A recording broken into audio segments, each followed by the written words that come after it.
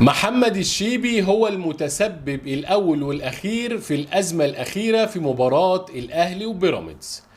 بالعقل وبالمنطق كده، حسين الشحات هيتصرف تصرف زي ده ازاي؟ يعني هيروح يشتمه وهيروح يضربه ليه؟ من غير سبب؟ بيتلكك له؟ هل عليه مثلا وصولات أمانة لمحمد الشيبي؟ هل محمد الشيبي عاكس أخت حسين الشحات مثلا فراح شتمه ويضربه؟ فأكيد طبعا في سبب طوال المباراة شتيمة بالأهل من محمد الشيبي لحسين الشحات. في فيديو انتشر وشفناه كلنا لحسين الشحات بيقول له انت بتشتمني بمراتي وامي، والحركة اللي هو رايح له حسين الشحات قبل ما يضربه بيقول له انت قليل الادب. فلازم يكون في سبب قوي، انت شتمتني، انت تعديت عليا، فده يكون رد فعلي. لو نفتكر كلنا في نهائي كاس العالم 2006 اللي حصل ما بين زين الدين زيدان وماتراتزي الايطالي، بعد الواقعة العالم كله تعاطف مع زين الدين زيدان رغم انه هو اللي ضرب ماتراتزي. بسبب ايه؟ ضربته ليه يا زين الدين زيدان من الباب للطاق كده؟ لا، لان ماتراتزي برضو شتمه باخته. فنفس الواقعة بالظبط. احنا هنا لا بندافع عن الواقعة اللي عملها حسين الشحات ولا على التصرف ده. التصرف خاطئ، ما ينفعش لا تشتم ولا تضرب. في طرق تانية ممكن ان انت تسلكها تجيب بيها حقك، ولكن لكل فعل رد فعل. وحسين الشحات بعد الواقع على طول عمل بعض الامور. اول حاجة ذهب لمحمد الشيبي في غرفة خلع الملابس واعتذر له وبس على دماغه. رقم 2، نزل بيان اعتذار على الفيسبوك عند حسين الشحات، اعتذر للناس جميعا عن التصرف الغير مقبول. رقم 3، النادي الأهلي وقع عقوبة كبيرة على حسين الشحات. رقم 4، رابطة الأندية وقعت عقوبة أيضا على حسين الشحات بإيقاف مباراتين وغرامة مالية. يعني إيه المطلوب تاني؟ نعدم حسين الشحات؟ الراجل اعتذر مرة ومرتين، والراجل بدل ما يتعاقب مرة اتعاقب مرتين. فالسبب الاول والاخير هو اللاعب محمد الشيبي. اصله بيقول لك اصل لعيبه الاهلي بتستفزني، ولعيبه الاهلي حطاني في دماغها وانا مغربي، والكلام الفاضي اللي هو بيقوله. يعني لعيبه الاهلي مثلا هتحطك في دماغها ليه؟ ميسي مثلا ولا كريستيانو رونالدو؟ ده انت قبل ما تيجي من المغرب محدش يعرفك ولا حد يسمع عنك اساسا، ولا نعرف مين هو محمد الشيبي ده، ولا بيلعب فين، ولا مركزه فين. فلاعيبه الاهلي بنجوميتها اللي هي احسن لاعيبه في افريقيا هتحط لاعب مجهول في دماغها؟ كلام مش منطقي.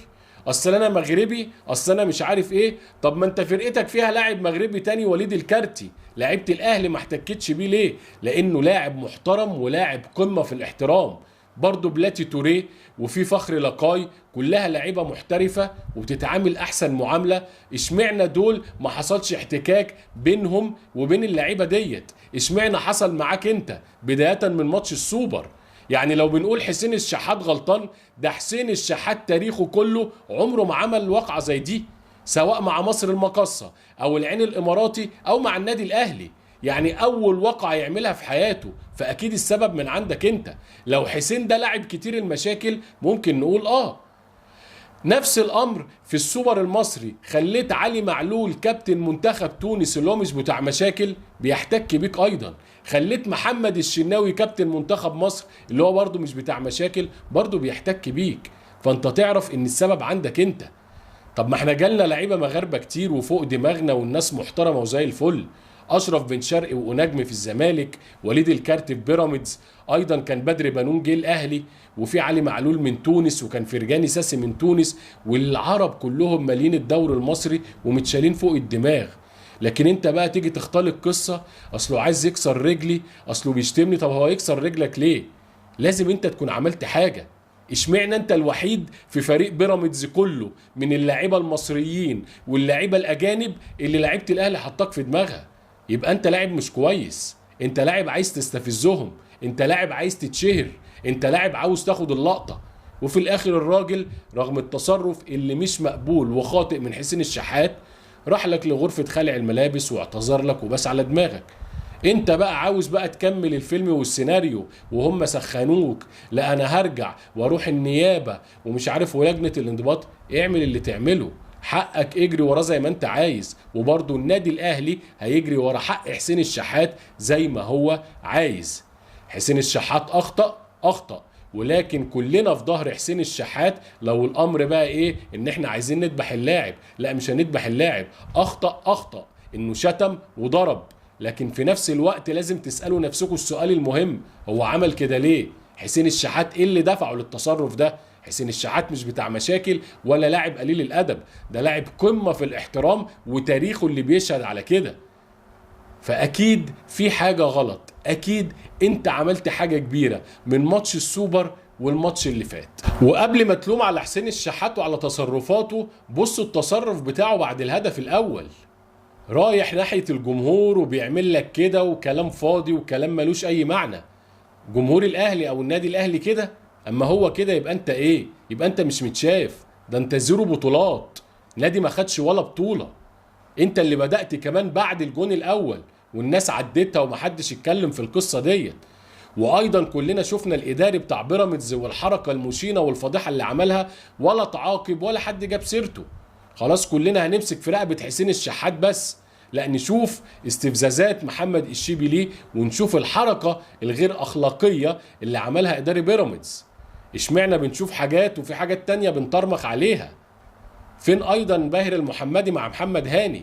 ما كان نفس الموضوع، ما باهر المحمدي ضرب محمد هاني قدام الناس كلها، ودي لقطة جاية في الشريط الرسمي للمباراة. يعني دي بقى مش متاخدة بموبايل او فيديو بعد المباراة، ده الشريط الرسمي للمباراة. طب فين باهر المحمدي؟ ولا عقوبة ولا مباراة ولا جنيه غرامة خالص. اشمعنا هنا واشمعنا هنا؟ احنا في الاخر عايزين الامور تهدى، احنا في الاخر عاوزين نتكلم عن كرة بس، احنا زهقنا من المشاكل. مش كل شويه تطلع لنا مشكله. في الاخر الماتش اللي فات ده ماتش ملوش لازمه ولا ليه عازه، ده ماتش تحصيل حاصل في الاخر، لا قدم في حاجه ولا اخر في حاجه، الدوري خلصان من اوله لاخره خلاص. فمش عايزين نقعد نختلق ازمات من لا شيء، والقصه والحدوته عايزين كره قدم بس الفتره اللي جايه. في النهاية بحب أشكر حضراتكم، كان معكم عمرو مصطفى نسر الجزيرة. ولو حضرتك بتتابعنا أول مرة ما تنساش تدوس اشتراك في القناة وتفعل الجرس. والسلام عليكم ورحمة الله وبركاته.